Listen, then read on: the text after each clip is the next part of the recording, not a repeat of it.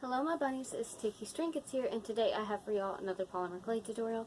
Today we are going to be making yet another Showdown Bandit tutorial. I don't officially know his name. I've looked on the creator's page, Twitter page, Instagram page, all the official links, and I don't think he has a name yet. I'm just going to call him Lookout.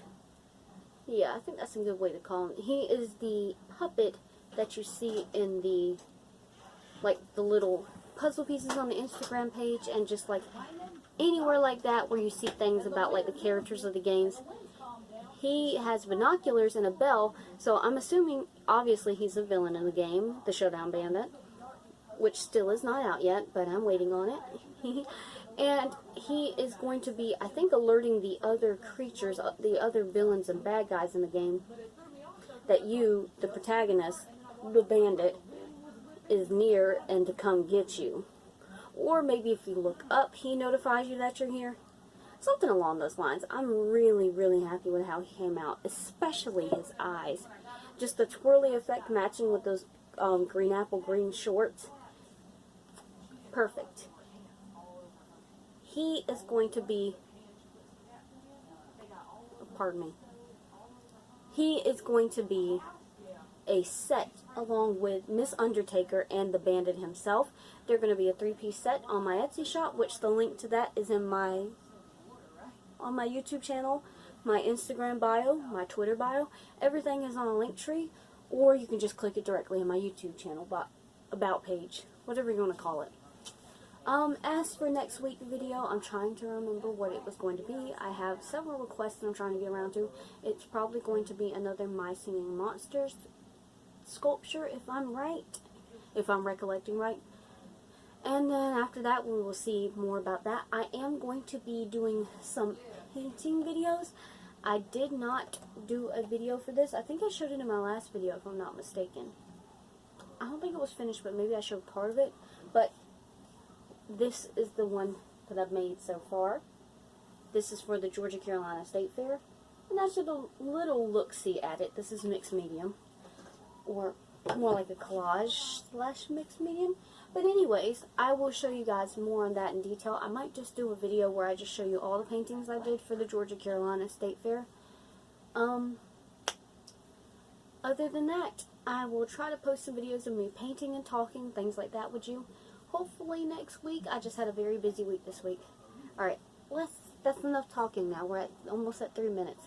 Thank you guys so much for watching, and I will see you guys in the tutorial. Bye-bye, my bunnies. Alright, to start this video, I marbled together chocolate color and tan colored clay. To figure out how to do this, please watch the video that I linked in my Conker's Bad Fur Day Squirrel Soldier video. Next, I took hazelnut clay, black clay, green apple clay, and elephant gray for this tutorial. We're going to start with the green apple colored clay right here. It's Sculpey 3. And I'm going to pre-roll all the green balls I will need, which is just 3 for this video. 1 that's 1 inch in diameter and 2 that are 1/2 inch in diameter. If you don't know what diameter means, it just means the length across the ball. Next, I'm going to roll it out into about a 2-inch long teardrop shape. It's not quite 2 inches, but you get the drift. Then I'm just going to go ahead and cut the top part off, the little pointy part we don't need. The rest of it, just pick it up and smush it against your work surface with your thumb, so it'll be flat on the bottom and it'll sit leveled. Next, to make sure to stand up straight, I put a toothpick in it for stability. And now we're going to move on to the little pants legs, which are these 2 balls here. Roll them into inch-long teardrop shapes like this. And then you're going to cut the bottoms off, the round parts off flat, and the 2 top pointed parts off at a bias. So cut up towards the right and then up towards the left.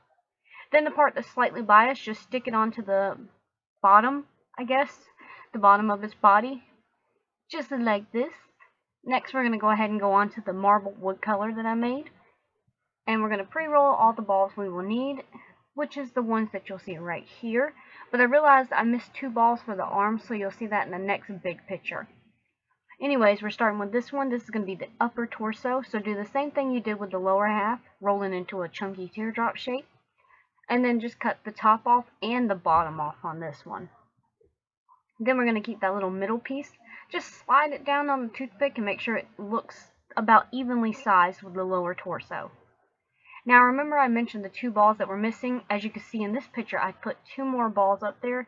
You can tell because I put too much tan and not enough chocolate. But it's fine, it still goes together nicely. Next we're going to work on his legs, or his calves and feet. So roll out 2 teardrop shapes. Then take it and bend the top of them so that you'll have a foot-like shape.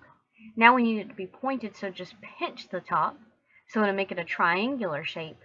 And once you've done both of those steps, it should look just like this. Voila! Perfect. Then you need it to be flat to sit flat on the pants legs, so just cut the bottoms off like so. I actually do go back and cut a little more of this off later. But in the meantime, go ahead and cut the feet off with this very blurry photo. And then you want to cut out a little rectangular shape on the leg, and then a little rectangular piece on the foot so they fit together like a puzzle piece. That's the best way I can explain that. Now it looks like you have 2 joints at the ankles. And we're going to do similar things later, so keep up. Next we're going to do the head, which is the ball up at the very tippy top. It's about 1 inch in diameter. Smush it down with your hand nice and flat. And then also take it and pinch it into like an egg-like shape, so it should look something like this once you get done. Next we need to make his mouth, so get your X-Acto blade and just cut out a little rectangular shape for his mouth. Again, nice and blurry. Then his eye sockets are slightly indented, so just take your dotting tool and press down gently. I pressed down a little more than I wanted to, but it's okay, he still looks awesome. Next, go ahead and stick the head on. I did it slightly tilted, which you can't tell once I put a scarf on later, but just roll with it. Next, we're going to do the upper part of the arms, the 2 balls I forgot earlier. Roll them into really long teardrop shapes. Voila, perfect.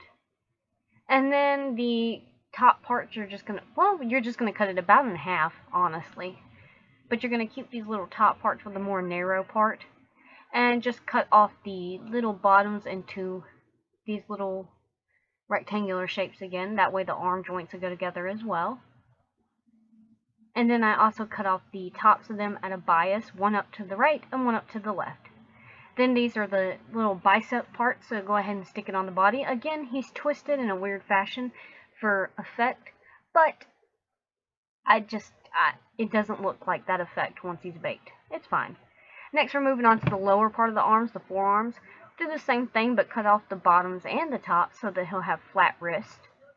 And then cut off the top of the arms so that they look like the little rectangles that go on the top of the arms, the biceps of the arm. Then put them together, make sure they fit.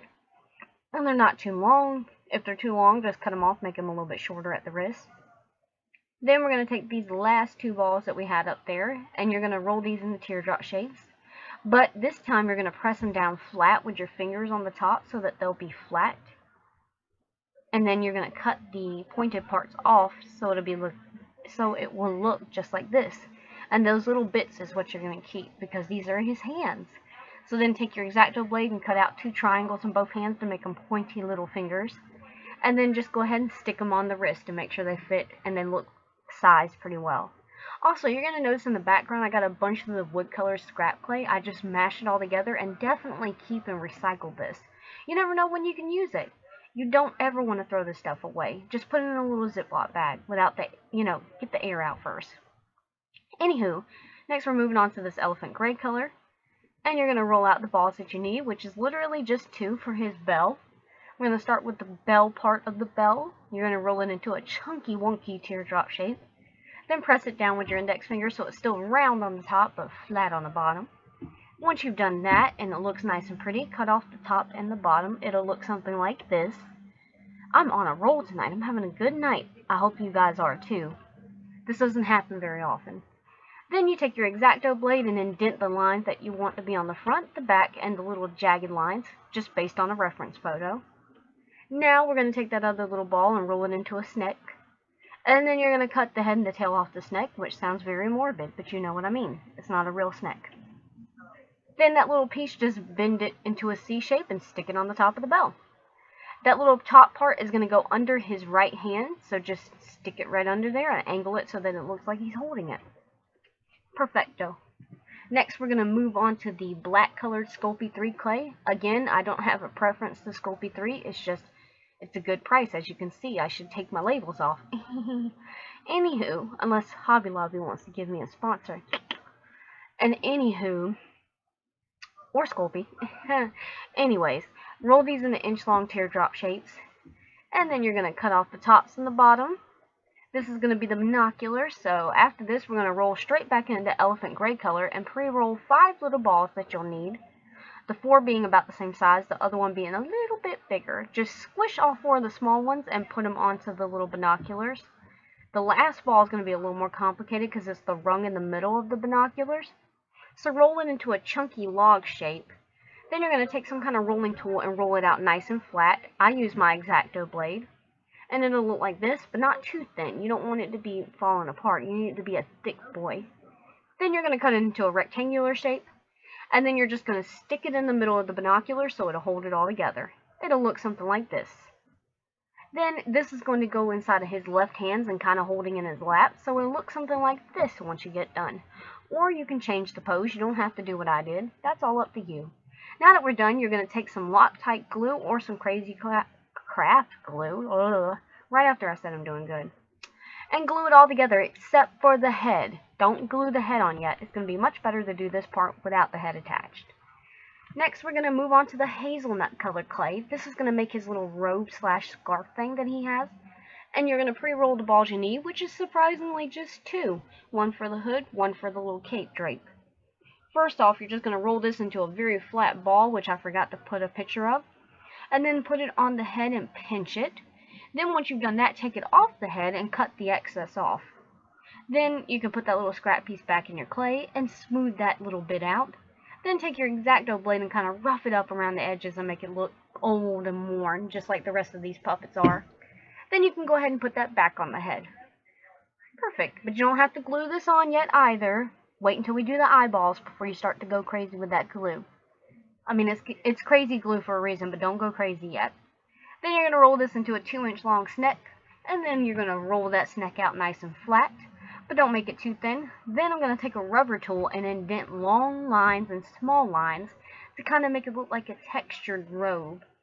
Then get your long blade and cut it flat, or an X-Acto blade if you got a steady hand. I don't. And then the flat part will be up near his chin and his neck, so just wrap it around his body. Doesn't that look adorable? Again, you can't tell that he's turned now, but it's all good. The back side looks something like this, which, you know, there's nothing wrong with that. You don't even have to quite blend it in, just leave it like that. I put 2 pictures so you can kind of see what I'm talking about. Anywho, next, remove the head. This is why I said don't glue that head yet. We're going to paint on his mouth and his eye swirls before baking, which is fine, as long as you use acrylic paint. I don't know about any other paints like oil-based. Don't chance your luck. First, I painted in the mouth, which I actually used the rubber piece because it was easier than the ball piece, very gently or you'll poke through the clay.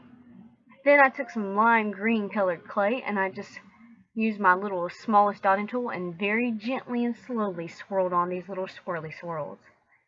And now he's perfect. Now you take that glue that you want to go crazy with and glue his head back on.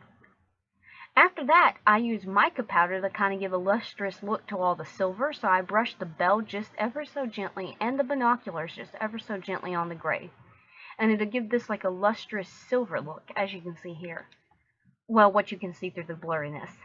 Now you're ready to bake. Bake for 350 degrees for 12 minutes in a gas oven, or 350 degrees for 9 minutes in an electric.